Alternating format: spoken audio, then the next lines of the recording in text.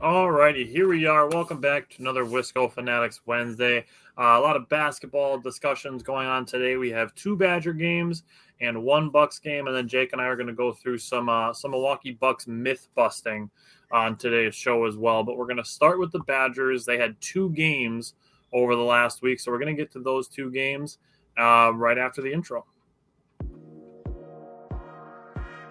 Welcome to another live episode of the Wisco Fanatics Show, where we discuss the Packers, Bucks, Brewers, Badgers football, and basketball from an optimistic perspective.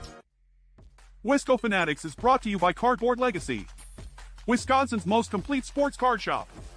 Buy, sell, grade, and consign all at their location in Oshkosh.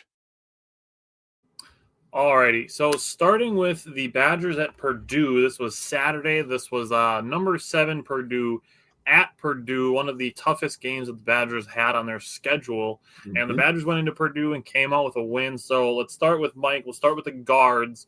What did you take away from the guards in the Badgers win at Purdue on Saturday? Yeah, it seemed like everyone put their strapped on their big boy pants for this game. I'll go into detail here, but I'll start with Max Klesmit. I think you could argue we've talked about his shot selection this year. It hasn't necessarily been the greatest, but he still produced in this game, and you could almost arguably say this might have been his best game this year. In 33 minutes, he put up 17 points, 6 assists, 2 rebounds. Tyler, you mentioned in the chat on Saturday, he was 100% in his two-point field goals. So once he got inside the 3-point line, he was making things happen for sure. And he was plus 16, out of the Badgers, out of the group or whatnot. So that was good to see. He was making things happen. He's a big contributor to the assist category on this team, and clearly he's making a huge impact. As we progress throughout the season, whether it's not even scoring necessarily, but getting other guys involved. So he was a big part of that. And then just going into, I think, the unsung hero of this game. Jack Janicki, I have not brought him up too much as of late, more so since the Arizona game when he made a splash this year. But he was an unsung hero of this game. In 17 minutes, he had to step up due to the unfortunate ejection of Kamari McGee, which I will get to in a sec. But Janicki came in 17 minutes. He put up 11 points, 2 assists, 1 rebound, 3 of 4 from the 3-point line. And he had a nice backdoor cut over Foster Loyer as well to get things going for him. He was absolutely the spark they needed. When we needed a bucket, he decides to go and hit back-to-back threes to put us up 71-60 in the second half. And we didn't really look back from there. So absolutely impressed by the young man. For Badger fans that don't know, that this Jack Janicki is a redshirt freshman, and he's also a walk-on. This kid chose Wisconsin over scholarship offers from, I believe, Wake Forest, Harvard, off the top of my head, and a couple other. Yale was another one too, and a couple other mid-majors. So this is the guy that's kind of taken the Zach Showalter route. Starts off as a Badger, as a walk-on, and now soon to be scholarship player. I'm going to assume. When the season's over, however they distribute that. So, and Jack Janicki, another big call out I want to bring up. He was a big reason as to why he held one of the Purdue's leading scorers in check in this game, who was Braden Smith.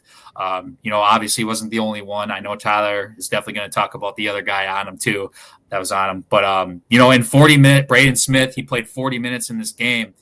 He was held to 2 of 10 shooting with 6 points overall, and he came in averaging 16. So, and Jack Janicki was a big reason for that with guarding Braden Smith. So, another reason to give this kid some props. He had one hell of a game, and it was a huge reason as to why the Badgers decided to drop 94 at Mackey Arena and get a big dub. Then Kamari McGee, unfortunately, for any Badger fans that weren't watching this game, he only got 8 minutes in this game, did have 4 points and 1 rebound, and he did get ejected due to a very questionable call, fighting around a moving screen. By the way, it was definitely a moving screen, but basically, unfortunately, he's only 5'11" or 6 foot, and he's trying to fight through a 7 foot Trey Kaufman-Wren's screen, and his hand got into his groin area, unfortunately, and the refs decided that, we thought that might have been intentional. We have to boot him out anyway, even though he was just trying to make a basketball play, a basketball move, just trying to get through him and, try to pick up his man. So it was very unfortunate. However, I think that was kind of the kick in the ass, so to speak, that this team might have needed to propel themselves to get this game, to win this game. Then as far as the game goes, obviously statement win. I think it's the best game that the Badgers have played all year, personally. As I said, I think we rallied behind Cam's ejection. The response in the second half was absolutely incredible. I feel like any sort of run that Purdue produced, the Badgers bounced right back like immediately. It was very, very special to see because, I brought up Janicki, I brought up Max Klesman, who dropped 17, Janicki 11. You guys are getting to your dudes here shortly, but it's without a question, we got 9 guys in this rotation that can go off at any point in time when you need someone to step up and hit that 3-pointer or get those extra couple of rebounds. So props to everybody involved, and just having 0 turnovers in the second half too. Impressive for sure with 3 total. Greg Gard said after the game, usually I think it was, three turnovers and 18. Dang it, I forget the stat line in front of me. I should have wrote it down. But anyway, John Tonje, no question, first team All Big Ten, pushing All-American status. I'll get the side comments for later too. But yeah, love this. Great game for the boys, and I'll let you guys say your piece. So on the team as a whole, I love the ball movement that the Badgers had. That was quite possibly the thing that impressed me the most when you get into the fact that they only had 3 turnovers. They did have 1 in the second half. So 2 in the first half, 1 in the second half. Oh, yeah. Either way, you're talking 0 or 1. Yeah. Nobody's going to be angry that they had 1 in the second half. Right. Also in the second half, the Badgers were 8 of 25 from the field. That's absurd. 8 of 25 from the field in the second half.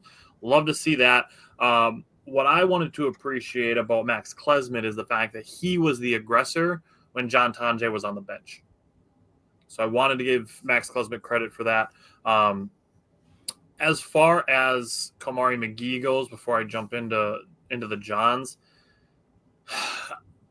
I don't understand how you watch Kamari McGee eyeing the ball handler, and then again, like Mike's point on the height differential, determine intent to hit him in the groin area. Yeah.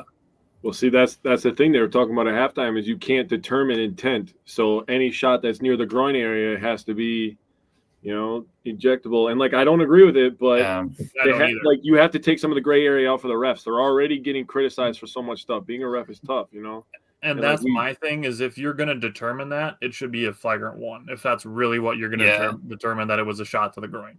Coach Gard was saying apparently the refs told him they had no choice but to because I don't know what the rule is. Well, the rule that they were showing on the screen during the review was, quote, severe or excessive. I don't think that Kamari McGee's contact was severe or excessive. Yeah. There was no real wind-up. That's where I would consider it excessive. Everything looks different once you do it in slow motion, Yeah. But if it affects the groin area, I think that's what it was ultimately. And then the fact that they called it an offensive foul on the floor too. Yeah. Because they saw him stand up and kind of stick his hip out. Why are you not at least issuing you're not keeping that person? Maybe that's a rule, but why are you not keeping that as an offensive foul at the same time? There were so many. I guess I don't understand that. To me, should have de-escalated that from a flagrant 2 to a flagrant 1, or even just a common foul on either player. Yeah. Double foul, whatever. Let's go. So I like what you said about it being kind of a kick in the ass for the Badgers because they were down 9 shortly after the Kamari McGee ejection, and they finished the first half on a 10-2 run to cut the lead to 1 point before halftime. So that was a big, big deal. Looking at John Blackwell, he missed a couple free throws early. Loved in the second half seeing him bury a 3 after a Purdue player tried to flop and draw an offensive foul, one of 3 times that they tried to do that this game. Blackwell just watches the guy fall down on purpose, and then buries a 3 on him. The thing that I really loved about John Blackwell, one, putting some absolute clamps on Braden Smith late in the game, following it up with a super, super tough mid-range bucket to push the lead back to 10 points, and just overall finishing with 3 really, really tough shots in the paint in the clutch time of the second half to finish with a quiet and efficient 11 points on 5 for 8 shooting. Then you have the man. John Tonje is the man. He got off to a slow start, but he stays aggressive. And what I really appreciate about that is the mental toughness that it takes to be kind of off your game at the beginning of a game, but understanding that there's a lot of game left and not letting it shrink your game if you're John Tonje. I'm going to talk about what he's done in the second half of the 2 games that we're going to cover this week when we get to the Illinois game, but super quick 10 points to start the second half. Had 11 points in 5 minutes starting the second half off. During the Tonje takeover, the Badgers went on an 11-0 run, had a really great pass to John Blackwell for the 10-point lead, made his clutch free throws. He finished 8 of 9 on free throws. 32 points, 22 of them came in the second half. He was 10 of 15 from the field, 4 of 9 from the three-point line, added 6 rebounds, 3 assists, and a block. And just there's nothing you can say about John Tonje that really underscores his importance for the Badgers. And like I said, the scoreless game that he had, it just wasn't to say that John Tonje wasn't a good basketball player, because obviously we've seen that the opposite is true, and it's a reason that I'm going to say when guys have quiet games to not sleep on them. Jake's going to give a great example here of these 2 games of a guy who had a quiet game and then a really important game. So John Tonje is the man. When we get to the Illinois game, I'm going to have 11 stats for you guys, but I'm going to let Jake talk about the bigs against Purdue. Yeah, so let's talk about Nolan Winter to start out. So have a few notes on the bigs, and then I have some stats for you that actually back up Mikey's claim here about this being the best game that the Badgers have played this season. And honestly, there's one stat in here that projects that this is the best game that a road team has played in the last 15 years. I don't know if you saw that stat or not. I took a screenshot of an article I was reading earlier this week. It's freaking Wednesday. I read it on Sunday. That's all good, man. It was earlier this week, technically. Nolan Winter, 12 points, 5 rebounds, 0 assists. He was 4 of 7 from the field, 2 of 5 from 3. He's been so confident from beyond the arc, and he did some really good stuff in the Illinois game to kind of foreshadow a little bit here, using how dangerous he is behind the arc to his advantage. So he is progressing very nicely. He's going to be so good. I really hope that the transfer portal doesn't ruin the Badgers culture and we can retain some guys. Steven Crowell had 3 points, 1 rebound, 3 assists. Something that we need to probably give a little bit more credit to. We were doing good. This is more on me.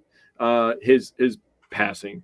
He's doing a really good job of not only staying patient in the offense, but making the right pass. He doesn't just pass the ball just to get assists, but we know he's a really good passer from the post. He's doing a nice job getting passes to guys to set them up to get the assist. So he's doing a nice job of that, playing a really good pace. Hit a big time 3. He took 1 shot and he made it. He played within the offense right away in the second half. Right away, got it going for us. Yeah. He was the jump starter. Adrian Amos, 2 points, 2 rebounds. He was 1 for 2, 0 for 1 from 3. That is sad, Brad. Brad said it's sad we have to say retain with college players. It's a little sad, but it is the way that the world is now. So, yep. Carter Gilmore, man. I have something I want to say to him.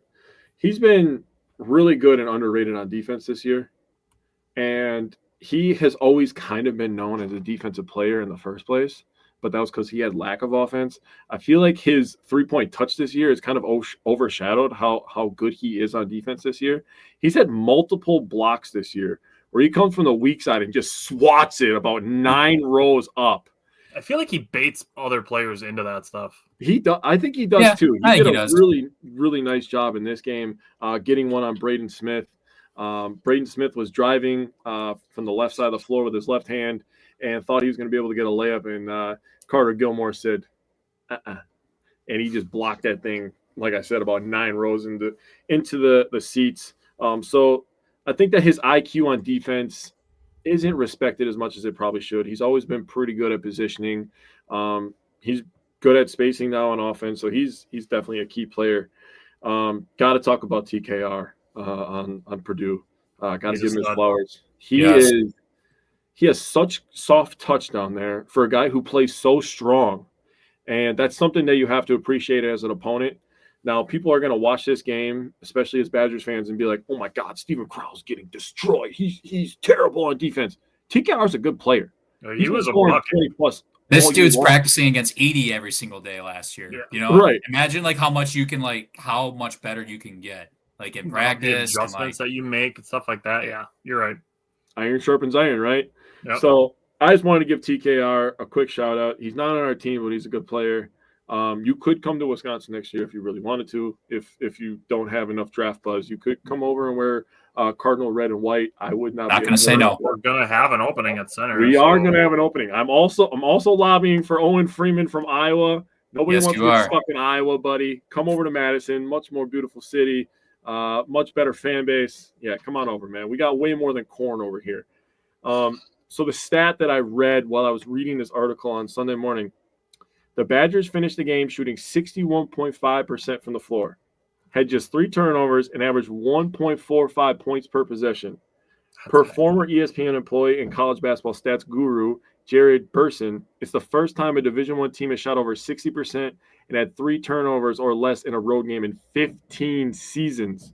Damn. That is incredible. As if that wasn't enough, Wisconsin also made 20 of 22 shots inside the 3-point line, a 90.9% clip. That was also the highest 2-point percentage for a road team in Division I in 15 years. So, to Mike's claim, best game for the Badgers this year, best game for a road team in the last 15 years in general. Yeah. So on Wisconsin with that stat, tremendous stat there. Doesn't get better than that. Yeah, and doing it against the number 7 team in the country. Oh man, it felt in so Mackey. Like that's the hardest. That's like top 5 hardest places to play in college basketball. Oh. I was so happy after Kamari McGee got kicked out. Not that I was happy about that, but then we started whooping their ass, and John Tonzio was hitting threes, and everybody was shooting the ball, and everybody was getting to the rim. They're making every single shot. I was like, oh, yeah, this is justice. And that post game, dude, that photo with all of them like front and center with arms crossed. That was tough. That was sick. That was Steve sick. said fire guard with his sarcasm. That's a perfect way to transition into the Illinois game, because I made a post after this that and being down early, they were down by 9 in the first half. True. Made a post after the Purdue game, and I knew there was going to be one person that was still like, "Ooh, they haven't been to the Sweet 16 in 4 years or whatever it is." Yeah. And it's like, yeah, I knew there was going to be one person that only has one thing that they put all of their chips on, and not talking about anything else that matters. Yep. Not about where the Badgers were picked to finish, not about, the regular season Big Ten title, the Big Ten tournament title, Big Ten Coach of the Year, none of those things. Not to mention the staff that they've assembled. Like bringing Kirk Penny and Greg Steemsma, those 2 are difference makers on Greg Gard's staff. So shout out to them. I'm not giving all of the credit to the assistants. I'm not giving all of the credit to Gard, but Greg Gard's coaching staff, Greg Gard included, they have done a fantastic job of revitalizing what Badgers basketball identity is this year. And it's that the Badgers can put up a shit ton of points. Yeah. It's not your father's team. It's not your father's Badger basketball This is not team. Bo Ryan's Badgers basketball team. No. Yeah. Andrew said fire Gard, hire Gottlieb. Yeah, he's got some work to do over there. Hey, they got to win this week. They did. Good for them. They did. They ended the 21-game losing streak. Let's go. Man. Yeah, he's got some work to do up there. Well, maybe get rid of your podcast, or you just like give up that coaching job. I'm sorry, I don't mean to get off topic here, but you can't be a D1 head coach and have a podcast full time as well, and expect to like have good results. That's just me as a D1 coach. Like I get like how much work you still have to put in, even in the off season as well, whether it's recruiting, figuring out all the other shit that goes on behind the scenes. I was so against that. Once I heard that was happening, like I don't see it lasting long personally. Yeah, but that's a lot of work to do. But that's a let's go to the Illinois game, and Jake, use Steven Crowell as an example for why not to sleep on somebody from one game to the next. Yeah, let's talk about it. So I'm going to start with something that Nolan Winter and Crowell did together. First of all, Nolan Winter and Max Klesmit played a really beautiful two-man game to get the first bucket of the game for the Badgers. That was beautiful footwork, good patience, and good toughness by Nolan Winter. Wanted to shout that out first of all. And he didn't make a three, but he took an early three that I thought spaced the floor for the Badgers. Steven Crowell though, Nolan Winter, I said before, used his three-point confidence to his advantage. He actually cut off the three-point line yesterday, and Steven Crowell hit him with a really nice pass in stride. That's an important part of this. You could throw a pass. It could be a good pass, be a good cut. But if you don't throw the pass in stride, like leading a receiver in football, nothing's going to matter. Because there was a guy right there for Illinois that could have, hacked him and stopped that entire play. But really nice pass by Steven Crowell. But Crowell was fantastic last night. A guy who hasn't been scoring much as of late, but he has 20 points, 7 rebounds, and 5 assists, absolutely filling up the stat sheet. 70% from the floor, 3 for 3 from the three-point line. This was Steven Crowell's coming out party. This is a big-time game. After the Badgers beat Purdue, I think that was the moment when America kind of went like, oh, Wisconsin might be back. Wisconsin might be a 3 seed moving up to that 2 line. Pretty soon here, who was it? Texas Tech lost last night. And A&M did. And A&M too. Yeah. Did Texas Tech lose too, right? I thought. I know A&M did. I would have to look in Texas Tech. I think Texas Tech did too, but that's at least one team that's ahead of us. I think both might be ahead of us, but so Badgers could be moving up to the 2 line. So America's kind of taking notice. So for Steven Crowell, I talked last week, have somebody else other than John Tonje kind of be a consistent scorer, right? And that's the thing about this team is they're so deep that it could be anybody on any given day. We haven't even seen the Max Klesmit go crazy game yet, which is insane. It could happen in March during the NCAA tournament. But Steven Crowell was that guy this game, and he was taking really, really good shots, showing good toughness finally. And he was just a monster last night. I want everybody to respect Steven Crowell. He's had a good career at Wisconsin, won a lot of games with us. Transitioning over to Amos, he's a guy that, like Nolan Winter, but on a different path. He's coming along really nice, man. I really like what they're doing with him, coaching him up. This goes back to Tyler's point of Greg Steensma, a former big man at Wisconsin, knows what it's like to play in the Big Ten. You got to be physical. Now, this is a new age of basketball, but you still have to show toughness in this conference, right? Being able to go on the road. Mike was talking about playing at the Mackey, right? You're going to have some big-time road games, and the Badgers still have another one on their schedule coming up here. That game against Michigan State is looming large. That could be for the Big Ten.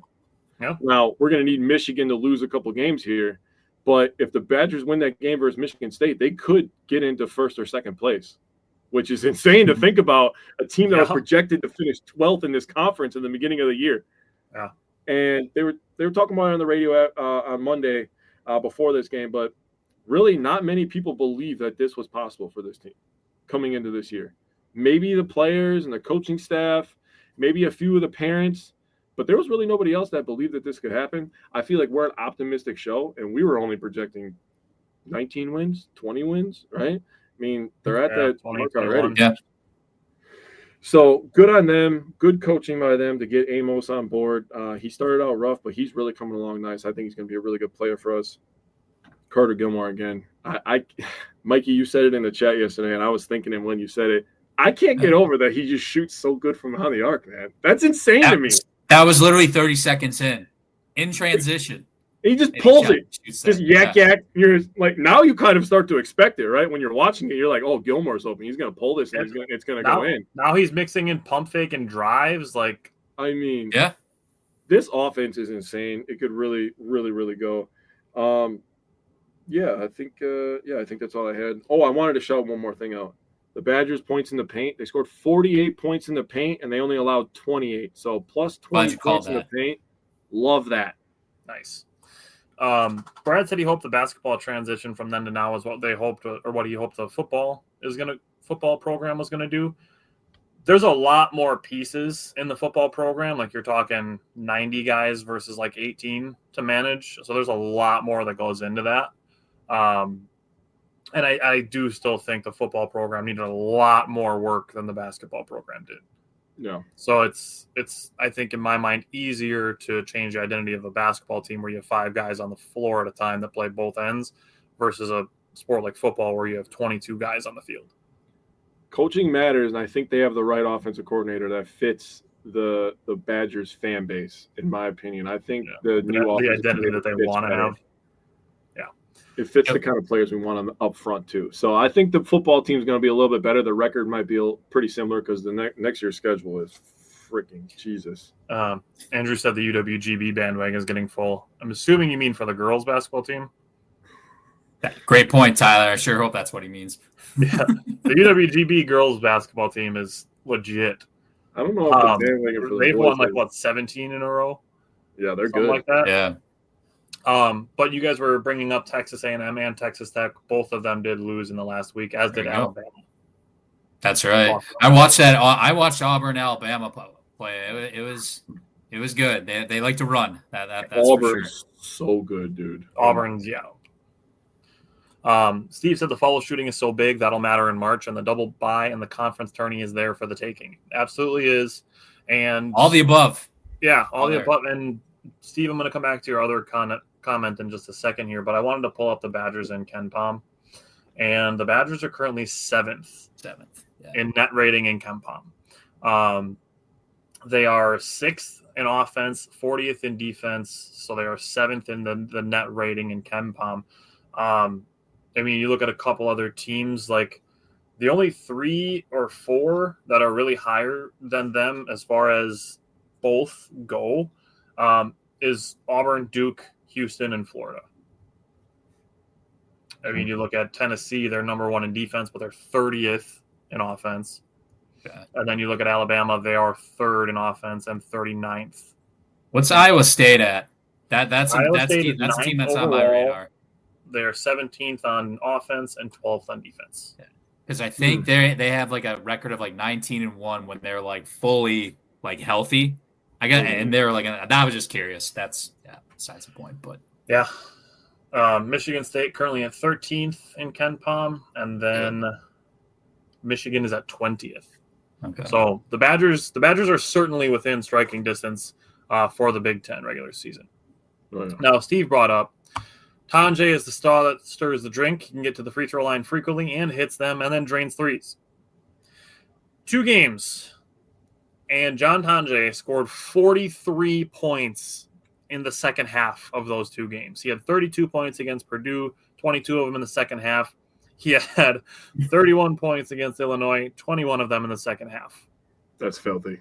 He is filthy. Absolutely insane the last 2 games. 10 points in 10 minutes of the second half.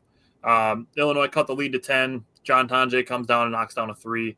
He was 10 of 12 at the free throw line, 9 of 15 from the free throw line or from the field. He is a couple really efficient games away from being the Badgers' first ever 50-40-90 player. He's at 48.5%. He's over 40% on threes, and he's over 90% on free throws. So he is this friggin' close to being 50-40-90. He needs a couple more like 60% shooting games, and he'll have a legit shot at it. There's very few guys that have done 50-40-90 in college basketball. I think the stat that I saw was like 13 ever. Holy crap. Yeah. Very, very few guys have done 50-40-90 in college basketball. Yeah. That's incredible. So, back-to-back 30 balls for John Tonje. Now we got to get stats. Got to get stats going. Steve said he will also posterize you. Seems he has a full toolbox. He absolutely does, and I'm going to give Jake credit for saying this. Jake said he's Johnny Davis with a jumper. Yeah. He's maybe not as good as finishing through contact as Johnny Davis was, but he's pretty damn close. Yeah, better shooter for sure. Maybe not shooter, quite there on the athleticism, but shit. I mean, that okay. I'm just going to defend myself real quick. I understand that Davis was more, athletic and Tonje is a better shooter. Downhill. The thing that translates with me is how smooth they are when they're driving to the basket. They can both slither, get to the spot that they want. They can both throw that floater up. That's what I was like looking at. I was like, oh, dude, he's kind of like Davis when he just slithers through there smooth. And I mean, he had that step through against Purdue where I was like, oh my God, that was nasty, dude. How he made, I know exactly what you're talking about. How he made it through that was like, what the hell? That takes strength. Yeah. Yeah. So I'm definitely with you on the comparison. I understand it. So this came from Opta Stats today. On January 18th, John Tonje went scoreless in 22 minutes. In 8 games since then, he has scored 201 points, 25.1 points per game. Only one other D1 player in the 21st century has gone scoreless in 20-plus minutes, only to score 200-plus points over the next 8 games. Either of you guys want to venture a guess who that player was? Nope. Oh God. Insane, I'm just gonna throw it out there. I know it's definitely not true. I'm gonna say Jimmer Fredette. Jimmer Fredette. All right. Not a bad guess for a college basketball player. I feel like it's like a point guard, bro. I'm gonna say like a random guy. You said how many years? This would be in the 21st century. So since 2000, only one other player. I'm gonna throw a random like North Carolina player in there, like Raymond Felton or something like that. Steph Curry. Oh hell no! Oh no, shit! I knew it was gonna be insane. I knew it. I felt it in my gut. I was like, it's gonna be insane. So wow, John Tonje just out here doing things that only Steph Curry has done. I like that. Obviously, you don't want to get held scoreless. The game in question, Steph Curry was being like face guarded by 2 different players. It was like a team from Maryland. They just double team face guarded him the entire game. Yeah. Davidson still won, but Curry was held scoreless, and then scored over 200 points in his next 8 games combined. Curry had he averaged 29 points per game in that next 8-game stretch, whereas Tonje's at 25. But nobody else has done it besides now Steph Curry and John Tonje. Wow. Also, John Tonje, first back-to-back 30 balls since Michael Finley in 1994. Mm-hmm. Yep. Also, the first player to have 4 30 balls in a season since Rick Olson in 1985-86. Damn. Keep them coming. So keep the stats coming. Let's just keep John Tonje going as far as this season goes. Now, also, the Badgers have hit 80-plus points 15 times in a season for the first time since 1970-71. If you still don't believe that Greg Gard has changed this team, you're just wrong at this point. Yeah. They have changed this team. The Badgers have scored 3 times over 90 points against Big Ten opponents this season. Over their last 400 Big Ten games, 3 times. Done it 3 times this year. Love when they show that on the screen.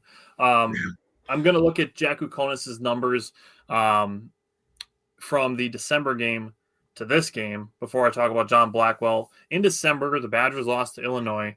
Jack Ukonis played 37 minutes, scored 24 points, 6 rebounds, 5 assists. He was 8 of 15 from the floor, 4 of 8 from the three-point line, 4 for 4 from the free throw line, and had 4 turnovers. Last night, he played 24 minutes, scored 6 points, had 5 rebounds, had 0 assists, and had 7 turnovers. Badgers just said, all right, we're going to clamp Jack Ukonis and dare everybody else on your team to beat us. He took 3 shots. He made 2, missed his only 3-pointer, and was 2 for 2 at the free throw line. Greg Gard pulled a Bill Belichick and said, all right, we're going to take your best player out of the game and see if the rest of your team can beat us. I saw Illinois fans crying last night. If we were fully healthy. All I commented was, man, you guys sound like Bears fans. Wonder where that correlates from. Steve said you have to wonder what recruits or portal guys are now noticing guards' offense. They are. I can tell you right now they are. It's going to be very, very interesting to see what happens with the departures of Tonje, Crowell, and Gilmore. Yeah. It's not going unnoticed. That's what I will say. Yeah.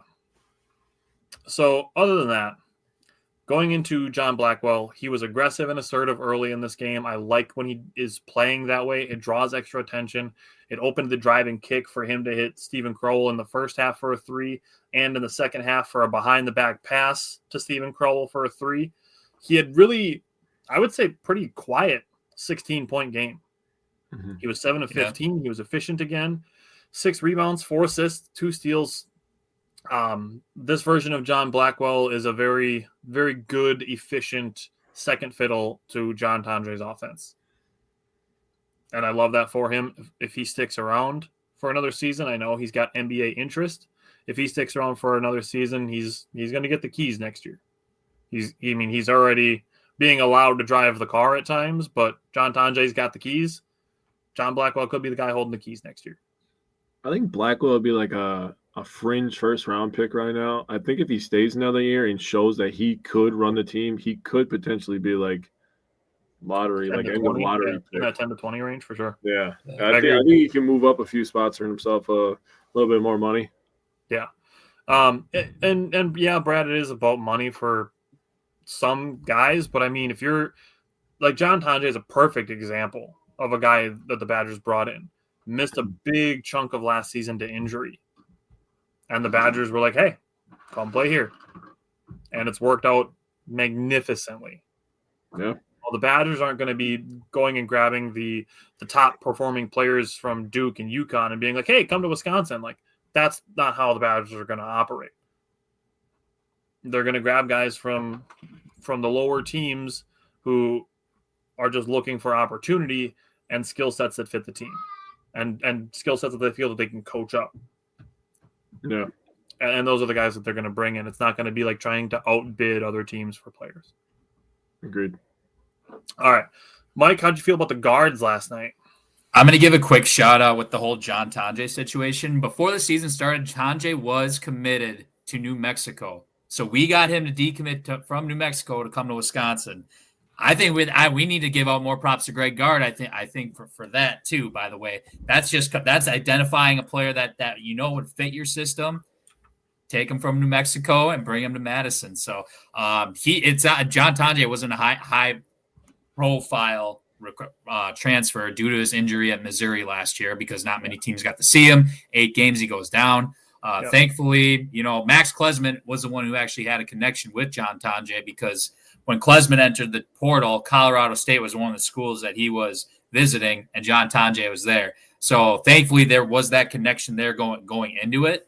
But no, I think this credits the coaching staff for identifying a player too that isn't getting all the accolades, not getting recruited by the Dukes of the world, North Carolina, so-called blue bloods. But Taylor, that should answer your question. He came from Missouri last year, but he only played 8 games. He was at Colorado State the 3 years before that. Yeah. So just want to call. Yeah. 3 at Colorado State and 1 in Missouri, or is it 4 and 5? Because he's technically a 6-year player. I want to say. Okay.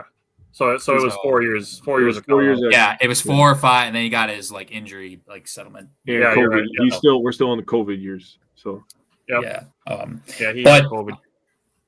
Yeah. First off, snapping a 9-game losing streak to Illinois. Thank God we got the monkey off. We got the monkey off our back. That was good to see. I wanted to call it the guards.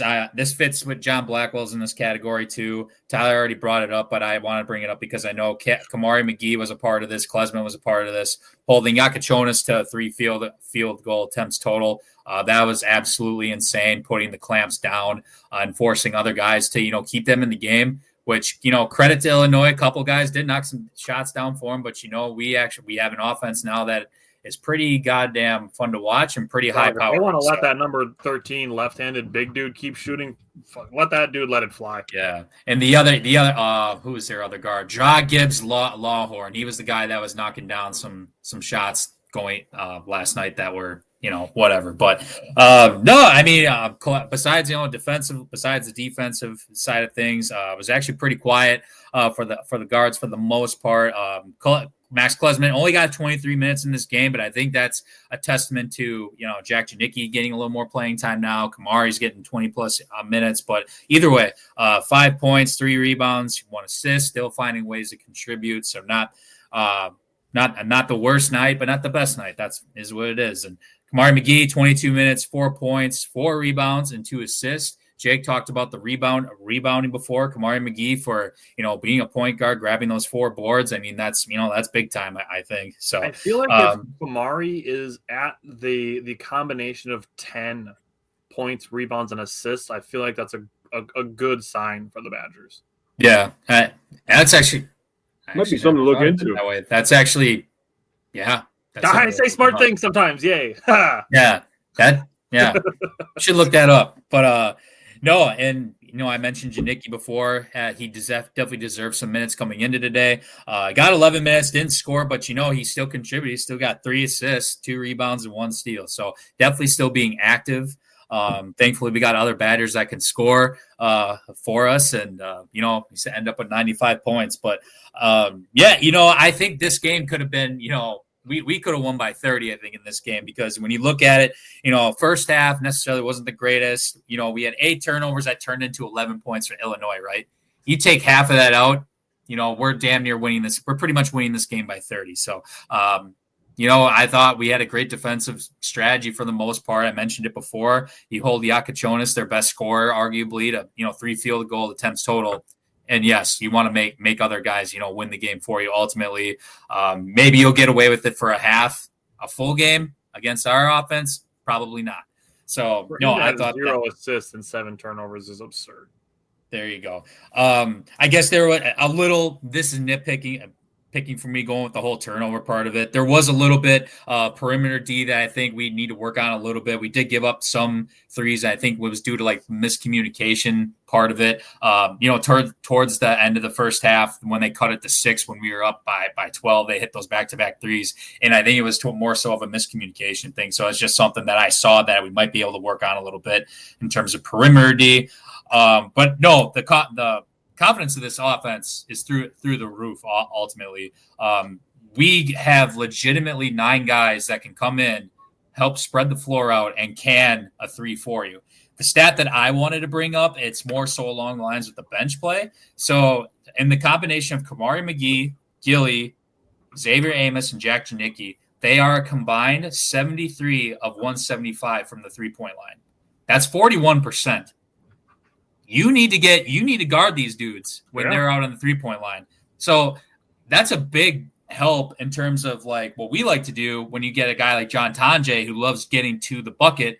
That's a big part as to why that is open for him, getting to the hoop, getting to the free throw line, and getting 30 balls now every game. So it's definitely a props to this lineup that's in there right now. We legitimately have 9 guys that are capable of shooting the 3 and doing it somewhat consistently as a group. Ultimately, if it's not one guy, it sure as hell will be the other. So we're on the verge of getting a home regional game in Milwaukee, boys. I don't think any of us foresaw this going into this season. We said 20, 21 wins. Yes, we'll make the tournament and whatnot, but obviously, I think we didn't know much. I know I sure as hell didn't. I didn't know much about John Tonje.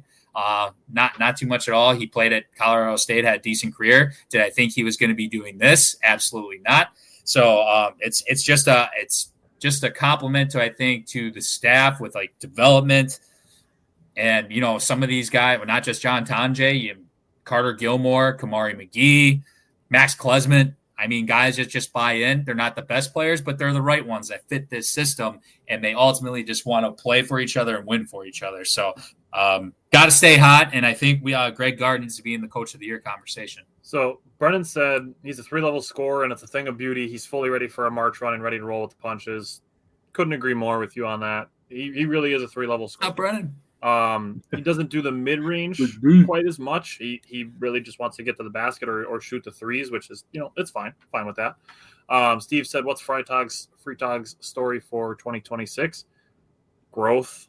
I mean, just getting better, getting acclimated. That's pretty much where I'm at with him. If it's a status quo right now, I would say if Cameron Hunter still sticks around, it's going to be those two fighting for the starting point guard role. That's the most ideal situation, right? Unless they want to keep John Blackwell. If John Blackwell does stick around, it's going to be interesting to see what they do with him, because primarily, yes, if you want to call him not a true point guard yet, that's fine, but he is the one right now. Let's not be mistaken.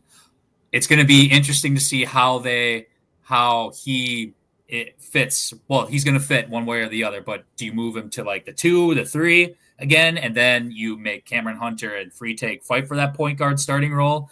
It's going to be a big offseason for those two specifically, if they want to be a legitimate part of that rotation. Brennan asked if Freitag is allowed to redshirt. That is a good question. It would probably have to do with games appeared or minutes. Probably one of those is a stipulation, I would imagine, right? Yeah, because obviously I know it's not one and the same with football. Football, you can't play more than 4. I know that. Yeah. Basketball is a really, really good question. I am not 100%. In basketball, it's 1, so no. Well, there you go. Then what? Yeah. 1 game? It's 1 game. Holy hell, dude! Apparently, the NCAA has discussed changing the rule for several years, and some say it needs to change. The NCAA has also considered other changes, as allowing athletes to retain eligibility if they were paid to play outside of college sports. Ugh, that's which would be more for international players. But we're gonna ball this year, and then he's gonna come into next year. He's gonna hoop. He's gonna get drafted. That's how it's gonna go. That's so obviously for college football, it's 4 games. So if they applied that same percentage logistics to basketball, it would be 10 games, and then I think he'd be able to, but that rule would have to change right away. Brennan said, I think you could start Blackwell, Freitag, and Hunter. A 3-guard lineup has shown it can work for this year for Wisconsin. I'm sure that'll be within the realm of possibility. We'll have to be dependent on what else they bring in as far as the transfer portal is concerned. Yeah, we're going to be losing some size with Crowell leaving. Winter would really be our only big man. And obviously Gilmore's leaving too. Amos isn't super big, but he's like the same size as Gilmore. So they're going to have to go out and get another 7-footer. There's no way around it. Center will be a top priority. Yeah, that'll probably be the one thing that they go after. That'll be numero uno. Just like for football, it was D-tackle, right? In my opinion, at least. So I pulled up Kamari McGee's game logs to look for that 10 rebounds, assists, points. Against Illinois, he had the 10. Purdue, he got ejected early, but he had 6 in 7 minutes. Against Iowa, he had 5 points, 2 rebounds, 2 assists. So he was at 9. That was a pretty close game. Against Indiana, he had 9 points, 3 rebounds, and an assist. Against Northwestern, he had 4 points, 2 rebounds, and 3 assists. So he got to 9 again. Against Maryland, he had 9 points, 2 rebounds, and an assist. Nebraska, 11, 2, and 1. UCLA, 3 points, 1 rebound, 3 assists. Under 10. USC, 10 points, 3 rebounds, 4 assists. Ohio State, 9 points, 1 rebound. Minnesota, 15 points, 5 rebounds, 2 assists. Rutgers, 6 points, 1 rebound, 3 assists. It correlates pretty strongly. So the Badgers playing well. Is Kamari McGee having 10 points, rebounds, and assists? I like that. Brennan said Gorlock will see some minutes based on necessity unless you get a transfer big. I would strongly expect a transfer big. Yeah, we got to see what Ricardo Greppi's made of too, but I fully expect us to go out and get somebody who's like ready to go to play immediately. Yep. You got to help out Nolan Winter. Definitely down low is what I would. If they can let Nolan Winter kind of operate as the power forward again, I'm and we still got to retain our current guys too. Like it's. That's numero uno with retaining Blackwell and Nolan Winter. That's going to be a challenge in itself. I think Coach Guard's talked about that. So yeah, we could have a completely different starting 5 for all I know next year. But as it stands now, I would say a big man. Absolutely, I think you got to go out and find somebody who's going to be ready to go. Just another reason that I'm happy to have Penny and Steamsma on the staff as well. Yeah. Like Greg Steams was another guy that can go tell you, with obviously having NBA coaching staff experience, like here's what the Badgers are doing that can help you get to the next level. and Greg Steensma as a former Badger big man himself. So he's a really big deal being on this coaching staff, in my opinion. Yeah, I agree. All righty. Anything else you guys want to say on the Badgers? Same schedule. Yeah. They're going to go at least, hopefully. No, same schedule, Saturday, Tuesday again. And, we're going to do the same type of conversation or come back with 2 more wins and smiles all around, hopefully. Yeah. All righty, Mike. Well, we'll let you go. Obviously, go Badgers, and we will see you next Wednesday. Thanks for coming on. Later, fellas. Oh, dude, the game against Washington next Tuesday is on Peacock. Can't wait to watch people cry about that. That's funny to me every time. That's slowly becoming one of your favorite things to wait for people to complain about. Dog, it's been too long, bro. It's been on there too many times for you to cry about it. That's my opinion. All right. So now as we stay with basketball and just move into the Bucks only had 1 game in the last week because they played last Wednesday against the Timberwolves, and then they had the All-Star break. Not a ton to write home about the All-Star break. I'm not super invested in it because the players themselves aren't invested in it, so I didn't really invest myself in it. Other than that, after we go through the Bucks and the Timberwolves game, we're going to do some myth busting with the Bucks, and we're going to have some conversations on the Bucks as a whole. But let's start with last Wednesday. So the Bucks are playing without Damian Lillard and without Giannis, going at Minnesota, a team who is the 7 seed and arguably needing a win just as much as the Bucks did going into the All-Star break. The Bucks beat them 103-101 without Dame and Giannis. So what did you take away from this game? First of all, got to say, the offensive flow for compared to the Thunder game, the offensive flow was worlds different. Mm-hmm. It was way better. They looked like a competing basketball team without Dame and Giannis. Taurean Prince, 11 points, 4 rebounds, 2 assists, 3 steals. 3 of 5 on the 3-point line. He was tremendous. Kyle Kuzma, 19 points, 13 rebounds. We mentioned this when he got traded here. He was going to help with scoring, and he was going to help with rebounding. That is the 2 things that he did. He's been pretty good on defense as well. 4 assists and a steal, 7 of 17 from the field. 3 of those misses are behind the arc, so really he was at 50% with almost a 20-10 game with 4 assists and a steal. I mean, what more can you ask for from Kyle Kuzma? He's been playing very good. He had a plus 12 in the plus-minus area, by the way. Brook Lopez doing his job. He rebounded well in this game for everybody that likes to complain about it. And he only took 5 shots and scored 11 points. So everybody that talks shit about Brook Lopez, you could suck it because he played a really good game. He's not going to score 20 a night. He's never going to be 20 and 10. We don't ask him to do that. That's not what his role is. We're going to get into it. I don't care if he has more blocks than points. That's what his role is. His role is to contest shots above all else. So the starters overall had 54 points, 32 rebounds, 12 assists, 5 steals, and a block. That's your starters without Dame and Giannis. That's very good. Good balance scoring from everybody. Bobby Portis didn't have a tremendous game, but he was +1. Gary Trent Jr. again was out there hooping. I cannot say how – I can't tell you how happy I am that Gary Trent Jr. is a Buck. It just feels right. And I'm not even saying this from like a spot of like arrogance because I wanted him. I'm saying it from like a spot of like building your roster, building the most competitive roster. He just always felt like to me like he was going to fit in well with the rest of our roster. And John Horst did a nice job, and he decided to listen to Wisco Fanatics one day, and we helped this. I'm speaking that into existence. I hope he's listened to the show more than once, and we end up with Miles Turner this summer. Hey, he does listen to another episode. He does actually watch our show.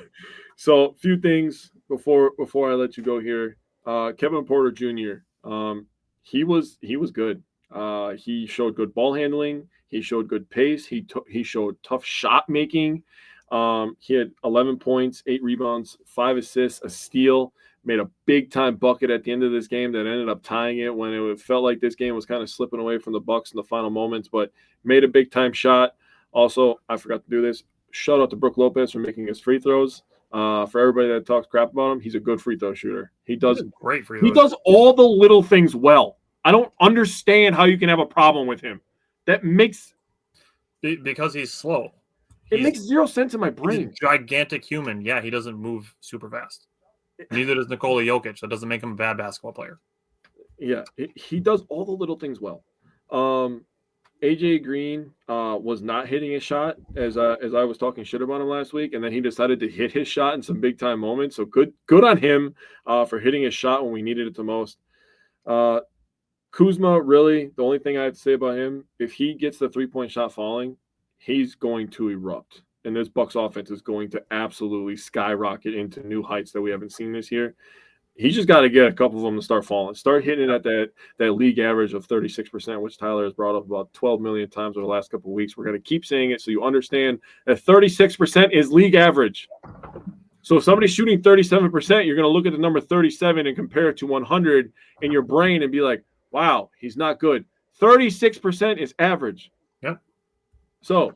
And it doesn't mean that like 34, 35 is trash either.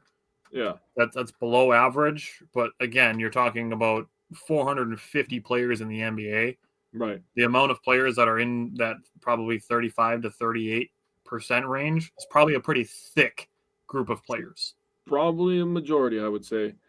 And another shout out for Gary Trent Jr. I have some numbers on him coming up from his ability to shoot from beyond the arc because he has been elite for the last month and a half here. But I can't talk about it enough. And we're going to talk about John Horst coming up here. Tyler has some good numbers on that. But you're talking about Kuzma, Brook Lopez, Prince, Bobby Portis. You're talking about a lot of these guys, major role players in this team, and John Horst has done a really nice job maneuvering between the money and kind of, playing chess behind the scenes, and done a really nice job building this roster, in my opinion. So looking at the Bucks as a team, and we're going to talk about, I'm going to throw another guy when we get into just a second, but the Bucks were 12 of 30 on threes. That's 40%. Very happy. That's nice work. I'll take that every single game. Steve said that's also not the average for guys his size. That's a great point. Good point. I will actually look that up and see what I can find for 3-point percentage on guys that are, I think he's listed at 6'10", but we'll call it 6'9". Yeah. Nicely done, Steve. Always being smarter than me. I appreciate it. Steve, you want to be a co-host on a podcast?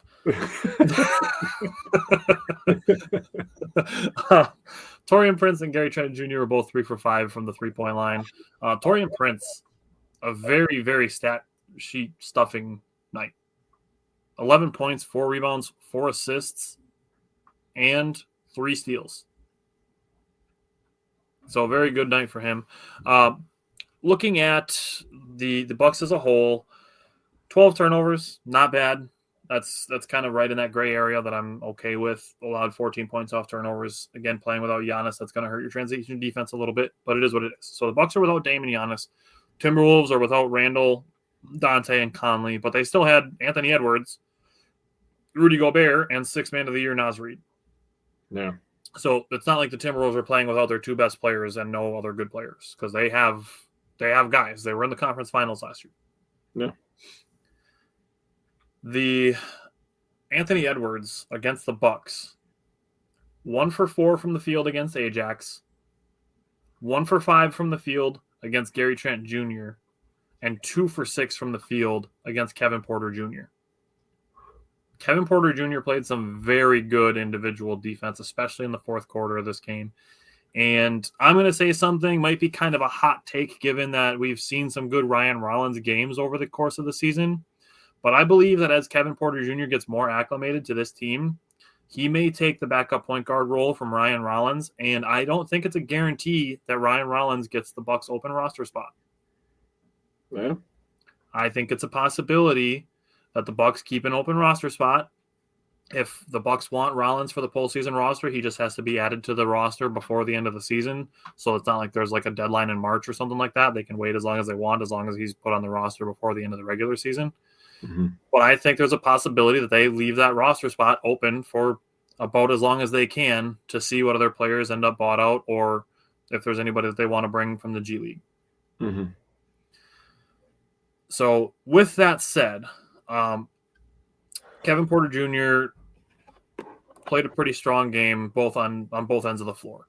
I'm very interested to see how his role continues to grow as he spends more time with his teammates and the coaching staff and obviously gets more acclimated to the systems offensively and defensively.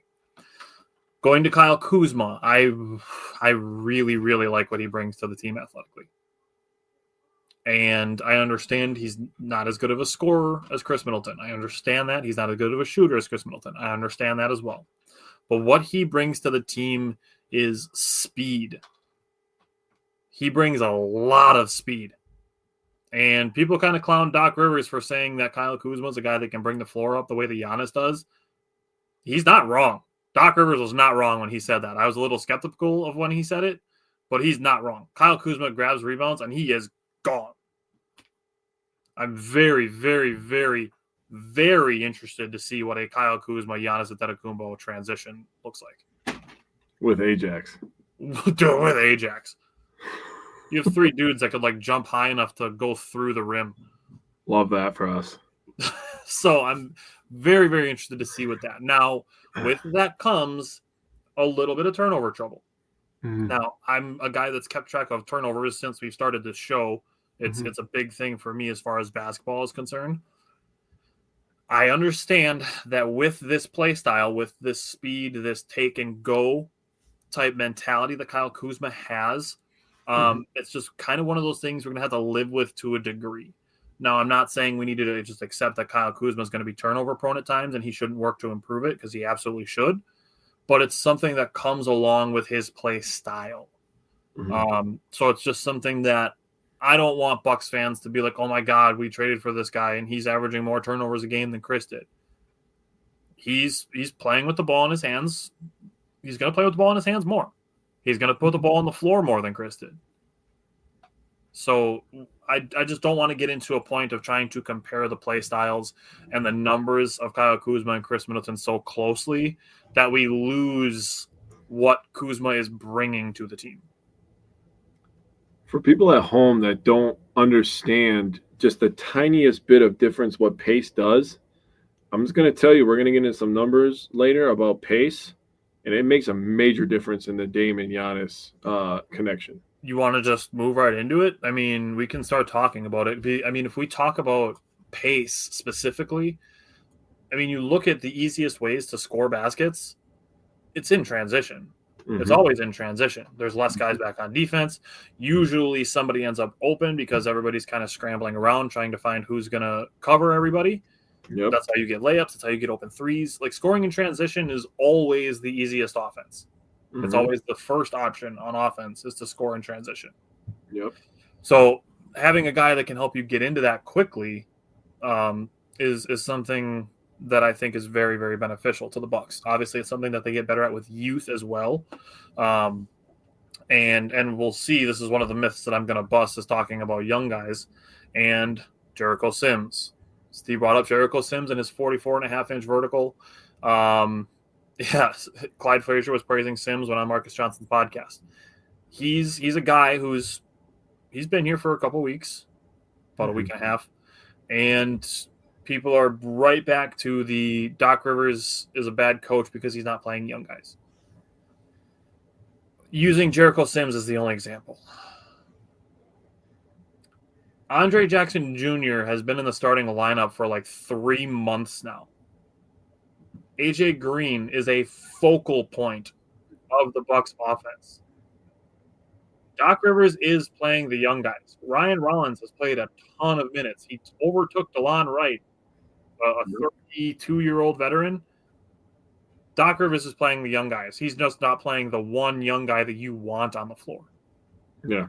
So it's not a generalization you can make because Doc's playing the young guys. It's another facts over feelings situation, Tyler.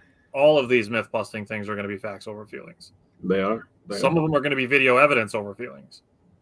We're going to get to Brook Lopez. Other things on Doc Rivers as we're getting into some of these things is the Bucks are 5th in the East. They were picked to finish 6th. They're a game behind the Indiana Pacers for the 4 seed. Yep. And then you're looking at the Knicks, the Celtics, and the Cavaliers ahead of them after that. Yeah. So the Bucks are pretty firmly in the second tier of the Eastern Conference, but they're right there with Indiana for the 4th seed. I don't think they're in a super bad position to be in, especially when you consider the fact that they started 2-8. Yeah. If you look since the 2-8 start, they are 27-16 since then. Of the 24 losses that the Bucks currently have, a third of them came in those first 10 games, and 9 of them came as a result of the first or the second night of a back-to-back. So that's 38% of their losses came on the first or second night of back-to-backs. Guess what happens in the playoffs? No back-to-backs. That's true. Steve, you're going to love this whole segment, I bet. So the Bucks are 12th in scoring at 114 points a game per game. That's higher than the Lakers, higher than the Suns, it's higher than the Warriors, it's higher than the Timberwolves. They are 12th in opponents' points per game, higher than the Lakers, higher than the Knicks, higher than the Pacers. They are 7th in field goal shooting, 2nd in three-point shooting, and 29th in free throw shooting, but we know why that is. They're in the middle third in most other categories like assists, turnovers, rebounding. They're in the middle of the pack and all of those other things, but overall they are better than other teams offensively and defensively than teams that you would expect to have better records. Like the Lakers are a perfect example. The Lakers have a pretty damn good record, but the Bucks score more points and allow fewer points than they do. So I believe this team is going to finish better than what the general public feels like they are right now. I think they're better than their record, in my opinion, too. Yeah. Like that slow start is looming kind of heavy. If they were 5-5 in that stretch and they were sitting at 32-21 right now, firmly planted at 4th in the East. Yeah, having some different discussions, that's for sure. And that's just 500. Yeah. They've been 27-16 since that stretch. Mm-hmm. So looking at that, now they got to win at Minnesota without Dame and Giannis before the All-Star break. And like I said, Minnesota is the 7th seed in the West right now. They needed that win too. Yep. We talked about the not playing the young guys thing. I don't really know what else you want the Bucks to be doing. They've been playing without Giannis since February 2nd. They're 2-3 in that stretch, and one of them was on the second night of a back-to-back. Steve said 27-16 is a 63% win clip, extrapolated out to a 51-win season if not for the poor start. Thanks, Steve. So I don't know. I'm not really in a bad position. I don't really have anything to majorly complain about with Doc Rivers. I agree. All right. So you have what? You have 2 segments on some myth busting, or 3? I have some numbers on Brook Lopez on defense, some numbers on Dame on defense, some 2-man lineup stuff I want to talk about. I wanted to just talk about best 5-man lineup because I thought it was pretty surprising. Going to give Bobby Portis some love in that. And then I'm going to start with Gary Trent Jr. I wanted to give people an idea how good he's been. So for everybody who knows, and everybody who doesn't know, the Bucks have 2 of the top 10 3-point shooters in the NBA on their roster. Mm-hmm. And they were both free agent signees this year. Taurean Prince is 2nd in the NBA. He was first for a little while. He fell down to 2nd.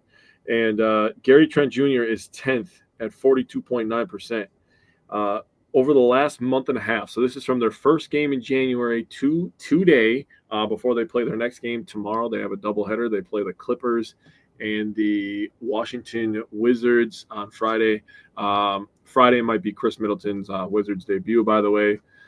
So tell me you can't get romantic about basketball because that is storybook right there. Getting back to Gary Trent Jr., since the beginning of January, he has made 52 of 115 of his 3-point shots. That is 45%.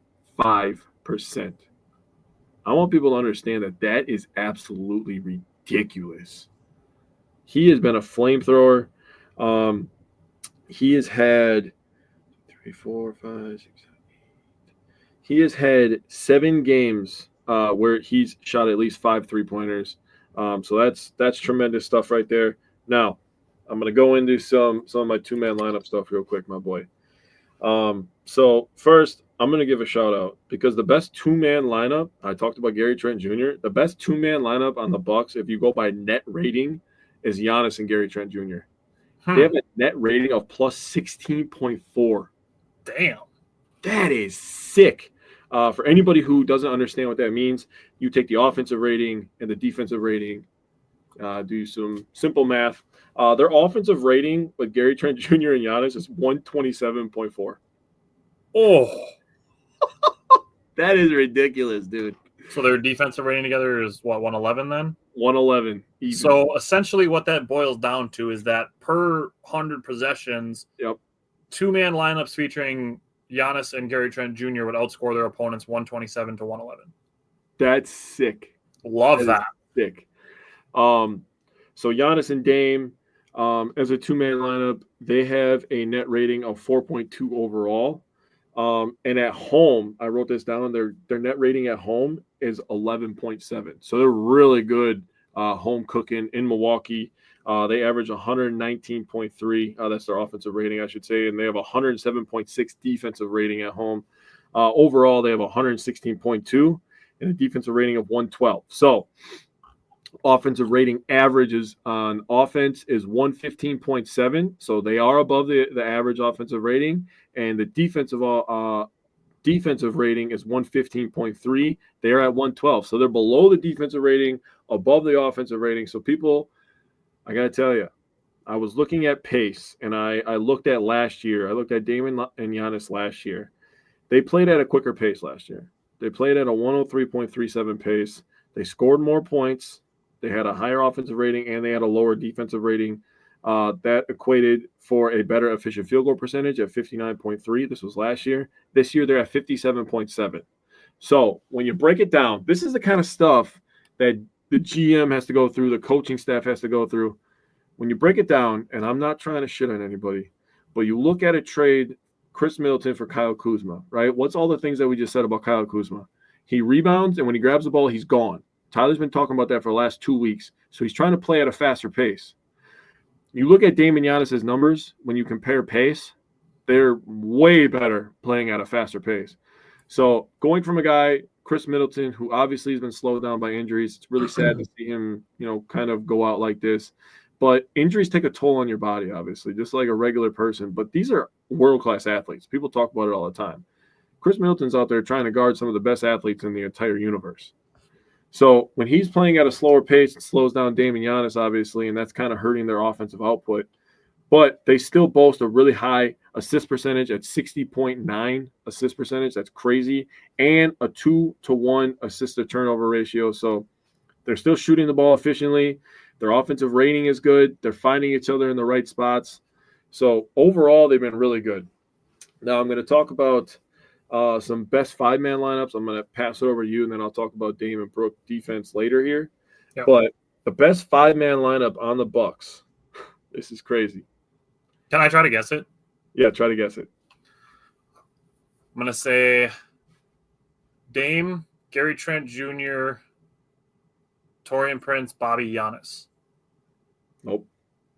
Dame, Gary Trent Jr., AJ Green, Brook Lopez, and Bobby Portis. Really?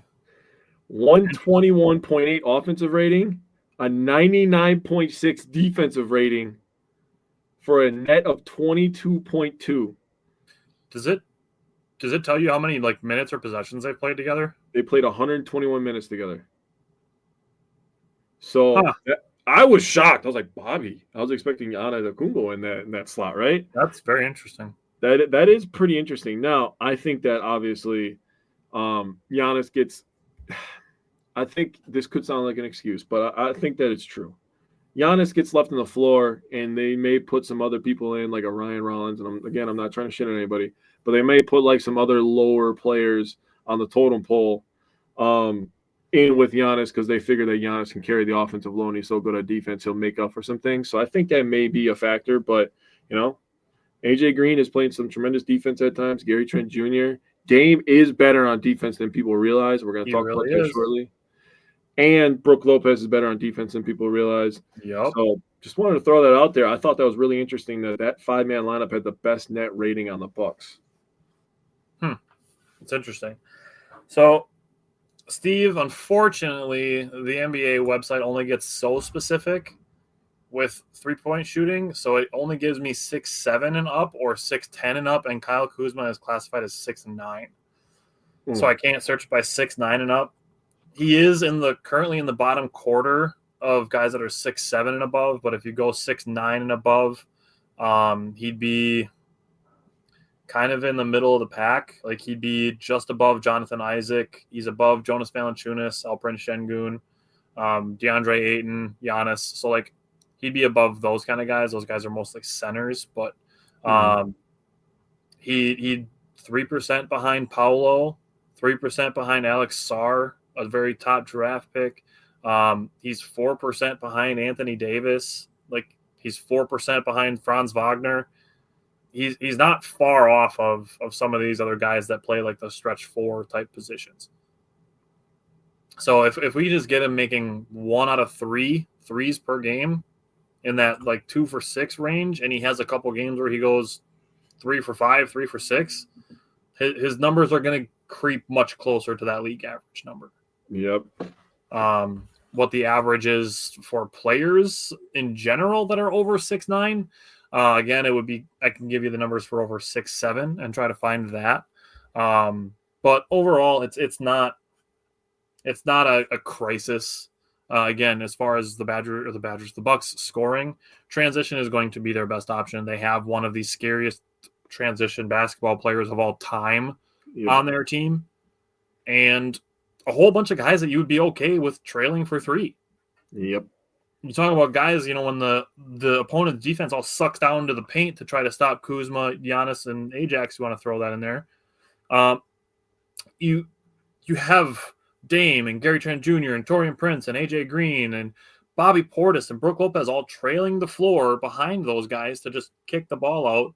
And I trust all of them to make the extra pass, except for maybe Bobby Portis, when the ball gets swung to them and there's another guy more open than they are. Yep. So, yeah, Steve, it's in his worst shooting season. I think his career average is right around 35%. So if he's around 35% and he's 1% below the league average from the three-point line and he's not taking that many, I'm not going to throw a fit over it. Agreed. Now, let's talk about Jon Horst. So, a lot of complaining going on around this year's trade deadline. And now I understand the Bucks didn't make some huge all-in Jimmy Butler type move during this season, but there was such a large part of the fan base that cried that Chris Middleton needed to be gone. And then a large part of the fan base saying that's all you got for Chris Middleton. You can't have both. You can't say that Chris is terrible, washed, useless, and then cry that Jon Horst didn't get enough for him. Like, I mean, if you have something you don't want, why would you be expecting people to bang your door down with offers that would blow you away? Like, what sense does that make? Not to mention that Jon Horst already turned Greg Monroe, that Steve just brought up, into Eric Bledsoe, into Drew Holiday, into Damian Lillard. We have Damian Lillard on the Bucks. That's one of the craziest freaking tree branches. That's probably the most shocked that I have ever been in my entire life as far as sports are concerned, pertaining to Wisconsin. That's fair.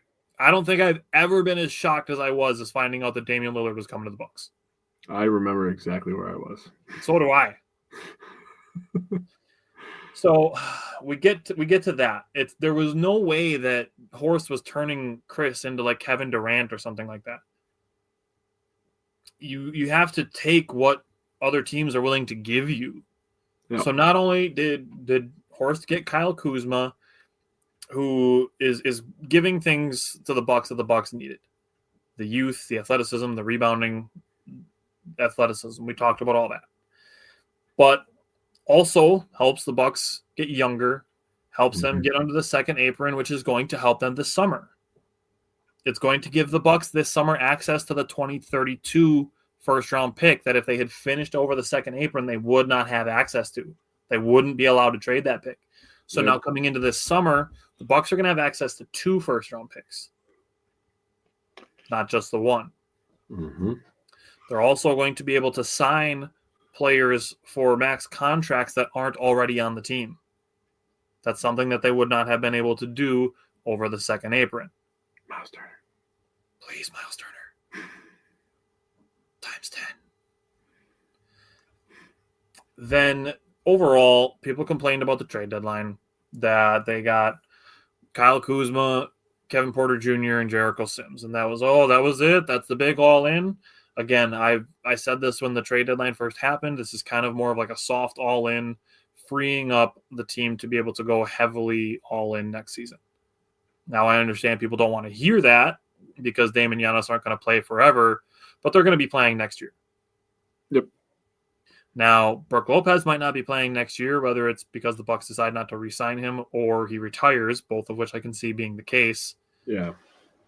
The Bucks are going to look to get younger at center, even though we're going to talk about Brook Lopez and what he does for the Bucks in general. Mm-hmm.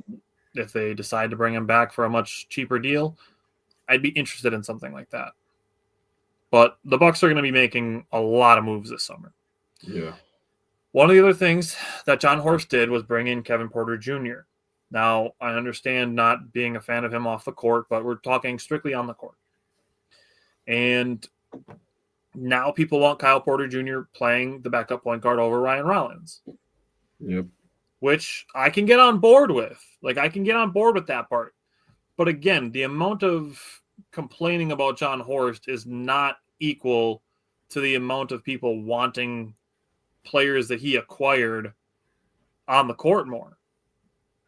So in my mind, it's you see people complaining about the players acquired and then also wanting those players to play major roles. To me, it just sounds like people are constantly looking for things to complain about. Mm-hmm. And I can tell you from personal experience that the opposite is possible. You can look for things to like about the Bucks. I can tell you you're going to enjoy the team a lot more, and losing is going to affect you a lot less. Yeah. So it doesn't always have to be like looking for things that you can constantly be unhappy about. You can do the opposite too, and you can look for things to be happy about. Losing Chris Middleton hurts like a son of a bitch. It sucks. Yep. He's been here for over a decade. It sucks. But Jake and I have spent a large portion of our Bucks segment here talking about the things we appreciate that Kyle Kuzma is bringing to this team. So with that said, we can talk about a couple of the guys that are perceived as bad defenders.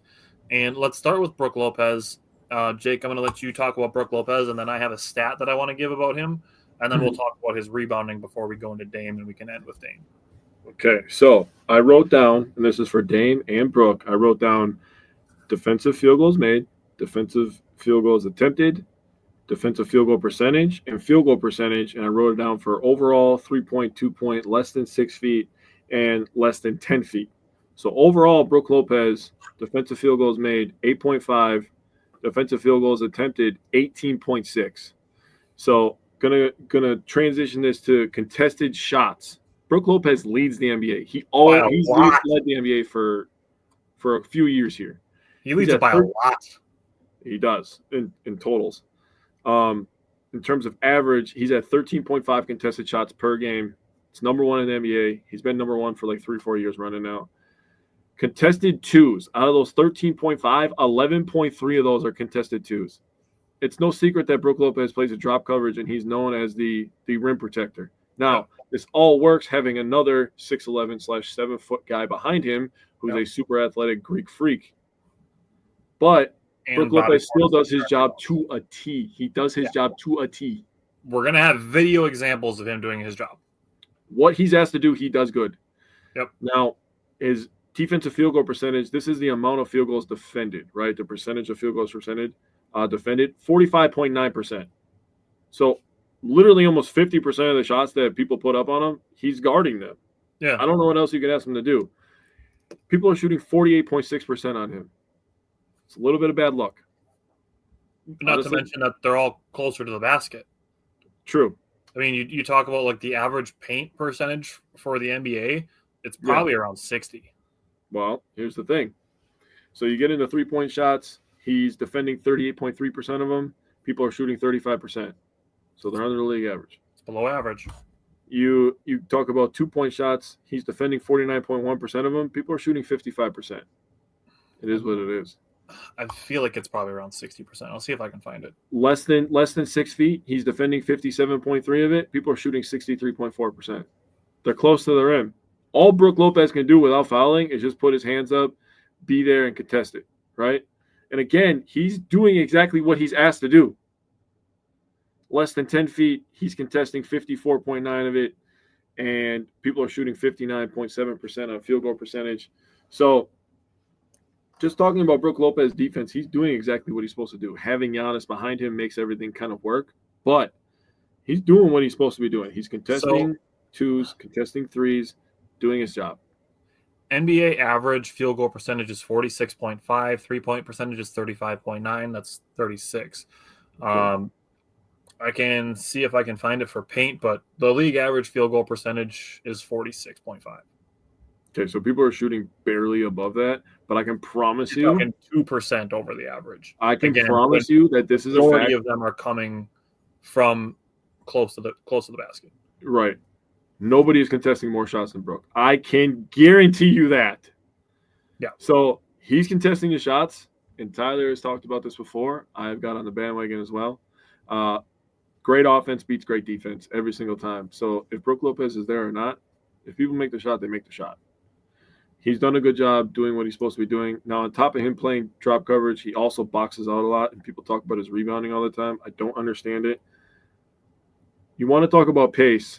I think that your 7-footer, who's the slowest player on your team, getting the rebound would mess with your pace and mess with the flow of the offense. I would think that you'd want a guy who's one of the scariest fast break players in NBA history to get the ball so he can go. Don't you think that would be how that would work? Yes, it would. It would be exactly how it would work. If we're looking at league average for within 5 feet, it's going to be around 64%. Okay, if you're looking from 5 to 9 feet, it's around 49%. Oh, okay. So people are shooting much better at the 10-foot range, but he's below the average on the 6. 48% in those areas where a majority of his contested shots are coming from. I have no complaints. Yeah, neither do I. Is there anything else you wanted to say about Brook Lopez? No, he's doing what he's supposed to be doing. Okay. Then let's talk about I think like 4 or 5 examples here of Brook Lopez doing things that don't show up in stat sheets. And this is why you have to understand the game and you have to look beyond stat sheets and you have to look beyond your own confirmation bias. Because if you are trying to see plays where Brook Lopez doesn't get rebounds, that's all you are going to see is plays where he doesn't get rebounds. And you need to be able to look beyond that bias, and you need to be able to be honest with yourself and say, am I seeing what is actually true, or am I trying to see only what my feelings are telling me is the truth? It's a hard thing to do, but it is absolutely an essential part of personal growth. I agree. To be able to self-audit yourself and say, are the things that I'm thinking actually true? Or am I just trying to confirm what I already feel without being open to other things? Mm-hmm. Steve said, I don't know the numbers, but I'd say the Bucks point paints allowed is not a problem. Credit to Brook. I can pull that up as well and see if it is a problem. Other than that, let's look at Brook Lopez. So doesn't count as a rebound. Bobby gets the rebound in that possession. Yep. Brook Lopez did the boxing out. He's the one that got a hand on the ball. Bobby Portis gets the rebound.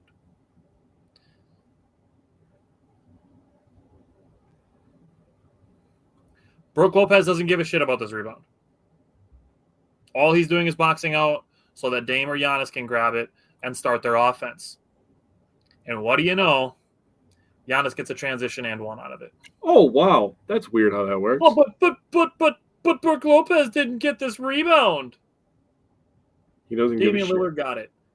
And they had transition offense, and Giannis scored and got an and one in transition.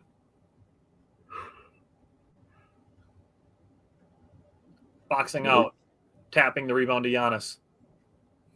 You're saving time off the shot clock here. Like, again, I understand if you're only seeing what you want to see, you're going to think that Brook Lopez is useless. But please watch and understand the games. Brook Lopez does not get a rebound for that. No. Giannis does.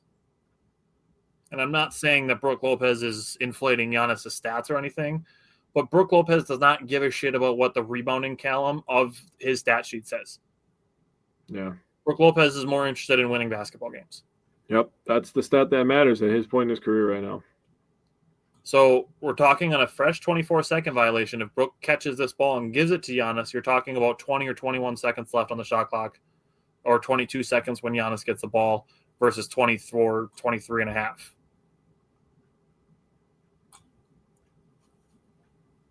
Steve said that's been the case with Brook when he arrived in Milwaukee, and that's, like Jake said, the contested shots thing. That's been a thing since he's been a Milwaukee Buck. Yep. Again, Brook Lopez boxing out. Bobby Portis gets that rebound, not Brook Lopez. Yep. Despite Brook Lopez being the one to box out Vucevic and taps this ball to Bobby. He could easily grab that with one hand and then hand it to Chris Middleton, but just taps it right over. And it doesn't allow Vucevic to get a hand on it. Again, Brook Lopez could not give a singular shit about what the rebounding tally in his box score is. Mm-hmm. And now we're going to see it. The last one that I have is an offensive one. He probably could have grabbed that one too. How many times does he do that a game, man? Probably 2, 3. At least. But again, this does not count as a rebound. But this tap out gets Damian Lillard a wide open look at a 3. And just because he doesn't make it doesn't mean that Brook Lopez didn't do anything good. No. But again, Damian Lillard gets credit for an offensive rebound on this possession. Yep. Not Brook Lopez. So just watch out for these things. The next time you're watching a Bucks game, just watch out for these things. For Brook Lopez boxing out so that Dame and Giannis can grab rebounds, for tapping rebounds to players on his team to keep the ball away from opponents while he's boxing out, to being able to tap the ball to his teammates so the transition gets started faster. These are important things. They are winning basketball plays. Mm-hmm. They're things that go beyond the stat sheet, which is what we are trying to encourage people to do. That's what we're trying to appreciate about players, just beyond what they do on stat sheets. That's what we're trying to do. So Jake is going to go through one more guy yet and talk about Damian Lillard's defense. The last myth that we're going to bust is that Damian Lillard is bad on defense. Yeah. So again, we're going overall 3.2 point, less than 10, less than 6. So for overall, he's people are making 5.5 shots. He's defending 12.2, and they're shooting 45.1%. I mean, that's pretty good. You're holding a guy under 50% shooting. For a guy who gets this rap as basically like a cone on defense, where he just ran around, people just shoot layups on him all day. They make a bunch of threes on him. He actually is a pretty good defender. You go to 2-point shots. People are making 3.6. He's contesting 6.5. Defensive field goal percentage is 55.2. So he's contesting a lot of 2-point shots, and they're making 53.4%. Now, his size does come into factor when you get down low, obviously. He's 6'2", 6'3". But as you get farther away from the basket, obviously it's better, right? So 3-point shots, people are only making 1.9 on him, and he's contesting 5.7. So you're talking about people not even making 2, and he's almost contesting 6. They're shooting 35% on him, and he is contesting 33.3% of them. So it's tough with the new rules. Now, something that we have to add in here is deflections. Dame has 2.9 deflections per game. That's 27th in the NBA and leads the Bucks. He's 21st in the NBA if you take out guys who have played less than 25 games. He's 17th if you take out guys with less than 35 games. And he's 15th in the NBA if you take out guys who've only played 40 games. So shout out to my man Tyler. He got those for me while I was at work today. He top 15 in the NBA in deflections. If you guys who've only played 40 games, that's pretty damn good for a guy who's supposed to be trash on defense. You're talking about a guy who he's not going to be an all NBA defender, but you're talking about a guy who's playing active defense. And I brought up a clip from the Kings game that he put clamps on Keegan Murray. Like, he plays good defensive possessions. I wouldn't call him overall a good defender, but people got to stop acting like he plays zero defense. And it's not like he's not giving effort. It's not like he's fucking James Harden, who's just conserving his energy to play offense. Yeah. That's not what Dame's doing. Yeah. Dame is an active defender. Yeah, he's getting his hands on some basketballs, deflecting them, maybe forcing some turnovers, maybe forcing some uneasy moments for the other team's offense. Breaking the rhythm up at times. You got Brook Lopez playing elite drop style defense. Now, if Giannis comes back and he continues on his arc of trying to go for Defensive Player of the Year, which I think he really is trying to take seriously, the Bucks, and Kyle Kuzma has actually made comments about this within the last couple of weeks. He talks about that the Bucks can be elite on defense, and I think they can. Everybody keeps talking about the Bucks like they don't play defense at all.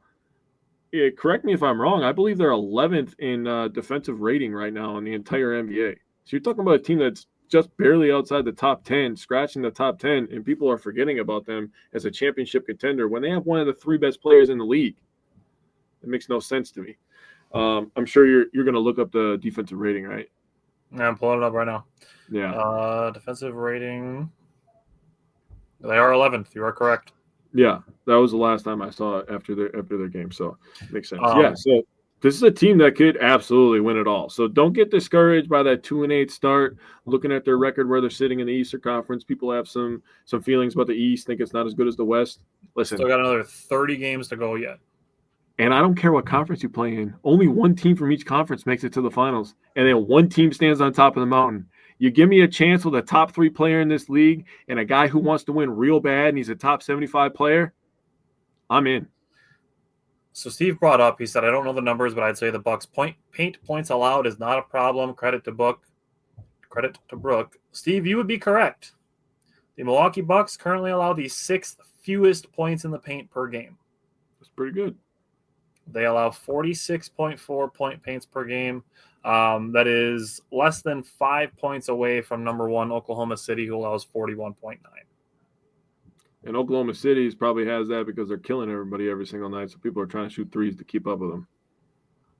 I mean, they have some super tough defenders over there, but they do. I mean, there's really not a case to be made that the Bucks aren't defending the paint well. Yep. The Bucks are also 13th in opponent fast break points a game. I think that's something that Kyle Kuzma is going to help with, as we've talked about that, his youth and just being better on defense. Overall, I think the Bucks are going to improve slightly from the first half, especially if you take out those first 10 games, which you don't get to take them out of the record. But if you take out the record of it, just strictly the numbers of the record, I think the Bucks are going to be an improved team over the second half of the season. And again, I understand if you want to be super upset about it, I'm understanding if you're going to be like a little bit upset about it. The Bucks not going 100% all in on 2024, 2025.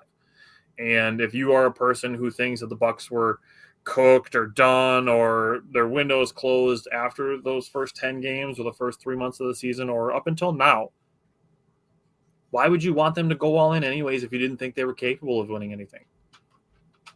Fair point. So I understand this soft all in on this year and having the flexibility to go fully all in next year. Yeah. All righty. Jake and I will be back next Wednesday, same time. Steve, thank you for all the comments. Brad, thanks for the comments as well. Taylor as well. That's why we do the shows live, so we can comment along.